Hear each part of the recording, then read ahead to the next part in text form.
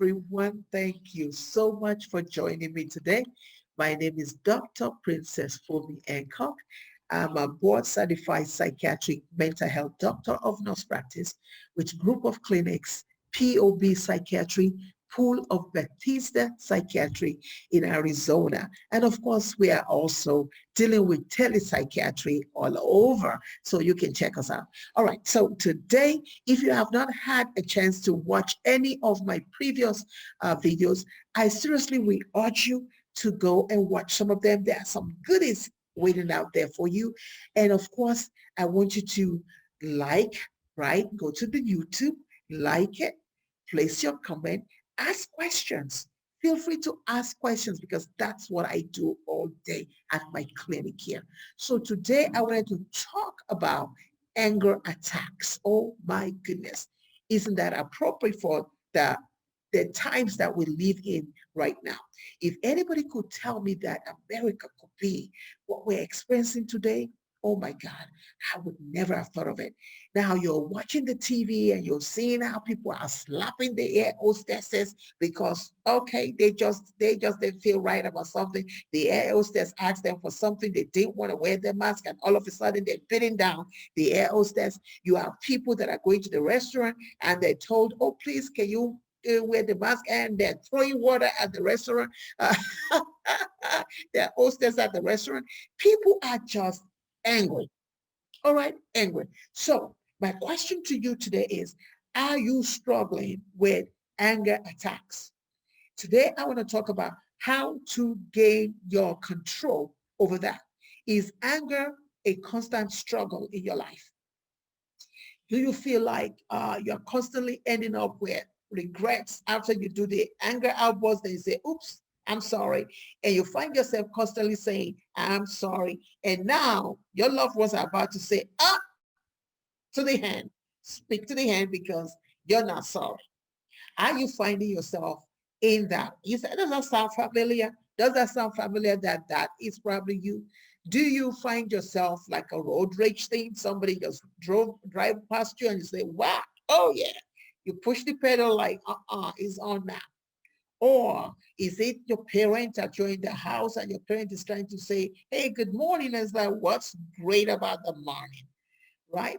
So if you're struggling with anger attacks and you feel like you can't control it, you don't understand where it's coming from, let's talk about it today, right? Anger attacks, you know, are more than just regular feelings of being angry. You know, we all get angry. I get angry. But when we talk about anger attacks, this is right on top of just getting angry. There are certain things that happen in our lives that make us angry. I'm angry about systemic racism. Hey, I'm angry about it. But I don't go, shooting down the streets because I'm angry. Right? Do you understand what I mean? So anything that's going to make you go way above, right? Way above the regular thing. That's anger attack, right? They more closely resemble what a panic attack would be over anxiety. So you have anxiety and then you have a panic attack. That's something like that. All right. So like panic attacks, anger attacks can seem to come out of nowhere. And it's just like, well, what happened? Did you go through something today? No, I didn't. But I don't know where. I'm just angry. I'm just irritated. I'm just angry. So what are symptoms of anger attacks that we can talk about today? Um, some of the symptoms are chest pain. You start having kind of like pain here. Hot or cold flashes. People will even often go through hot or cold flashes. Some people will be so angry that they almost want to pass out. Now that's deep. That they have this dizziness, they have shortness of breath, their heart is racing, right? They're wanting to attack others or attack even themselves. Like some people will actually take uh, a knife and start cutting or peeling away at the skin or pulling their hair, hitting or punching or destroying things. Now, as you can see from all the things that I've mentioned, anger attacks are much more intense than what normal levels of anger include, right? So, what what causes this? What causes this? Many different things may cause this, right? Issues with individuals. when it comes to anger attacks, many times it happens because a person feels trapped emotionally. They're frustrated about something and there's no way to go. So hey, they get angry. When they are unsure of how to get out of what that situation is, then guess what? They get angry. All right. So they lash out in anger because that's the only response their brain can tell them to do, just to try to avoid things or to get away from whatever that situation is. Another common cause of that can also be depression, right? People are frustrated, they're depressed a lot, they're anxious a lot, and all of this is just piling up on them. So many people think of this depression as overwhelming feelings of sadness and hopelessness. What, now, that is true, all right? That is true. But depression can often disguise itself as anger too. So there are times people are depressed, but they don't necessarily know that it's depression, or they know it's depression and they cannot camouflage it, but they camouflage it in anger. All right. And this will often manifest as irritability. They are irritated, they're angry about everything, they're agitated about everything. Uh, because people don't often associate anger with depression, it's easy for this symptom to be missed. All right. So that people just say, oh, he's just angry. Oh, it's always angry, angry, angry. And they never think for a second, maybe this person is actually stressed. Maybe this person is actually dealing with anxiety. Maybe this person is actually dealing with post-traumatic stress syndrome. So because of that anger, we're so focused on that anger that we don't see beneath that anger. So it's very important that we kind of figure out, right, what is the root cause of this anger? What is the root cause of this anger?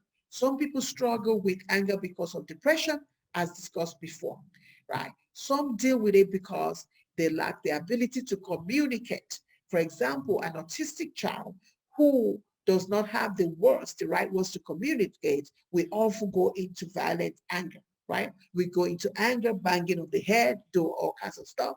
A kid that has a conduct disorder that doesn't have the right words to say how they're feeling, we start banging at the door, start doing all kinds of stuff, right? Or even some will even go and start to hurt themselves, not just anybody else, but also hurt themselves. All right. So what are the ways that you can actually help yourself here? Besides, of course, you'll hear me say, seek help, right? Seek help with a psychiatric mental health provider like myself, because perhaps there is also some chemical imbalance going on there, which medications, there are certain medications that can help with that, right? Exercising regularly, right? It helps us. It releases some endorphins into our brains that help to boost our mood. So exercising is good. Communicating, right? Active listening, just listening to them often helps too. Not just telling them everything that we want them to know, but just listening. Then on the part of that person who might be experiencing it, the I statement is very, I know, some people might say, but I'm telling you right now, it helps when they are able to learn, I feel this way because, I feel that way because, I think this way because, I say these things because when they say that I statement, it helps to calm them down. When people respond and speak in anger, they want to fight back too in anger. But when you reach out to them and say, I feel this way, I think this way, it kind of sets the tone for that discussion. Relaxation techniques is also very good, like deep breathing. Many of you know deep breathing really helps with anxiety and panic disorder. Some people, some of you love meditation, and meditation can come in different ways. Some people love to read the Bible. Some people just love to do yoga. Whatever the kinds that you love, meditation, deep breathing is very good. Identifying your triggers is also now. Talking about trigger, There are people that can be your trigger too. So it's important that you know the people around you that you surround yourself with that might be triggering you. I once had, well, actually a few days ago, I had a patient of mine who was doing quite well until she went home. All right. So she lives in another state. So she took a flight and went home. And boy, she came back.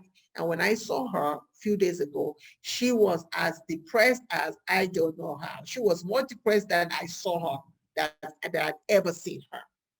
And then I said, what happened? She said, well, I went home and they got to talking about everybody started talking about all the PTSD moments that they all had in their generation. The mother talked about hers, the grandmother talked about hers, and they were all giving excuses why they did what they did in their own generation.